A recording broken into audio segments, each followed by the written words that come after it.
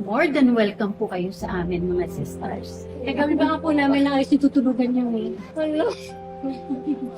Jello, doon ka muna titira sa bahay nila Kidlat malapit sa Riles. Tapos ikaw naman lady dito ko na imahan. Sa iba kayo nakatira? Oo eh. Pero malapit lang naman kami.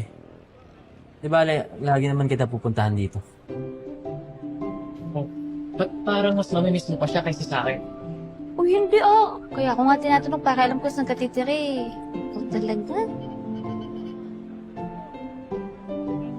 Marami ang poprotekta sa inyo dito. Alam ng taga-Riles, ang dahilan kung bakit kayo nagpunta rito. Dahil kay Matos at sa grupo niya. Huwag kayo matakot. Kaya bubuhayin namin yung project namin dito. Bantay Riles. Para may magbabantay sa lugar natin kasi mahirap na. Salamat po ah. Sobrang laki po ng tulong ninyo. Malaki po yung utang na loob namin sa inyo.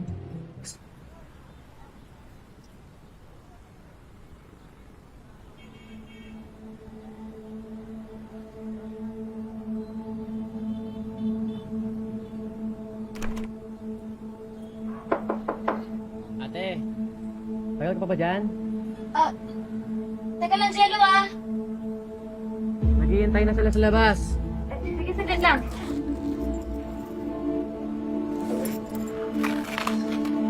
Saglit lang. Ito na.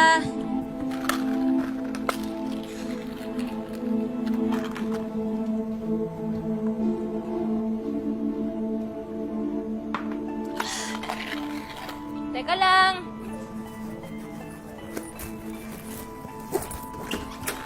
Jello. Oh, teka lang.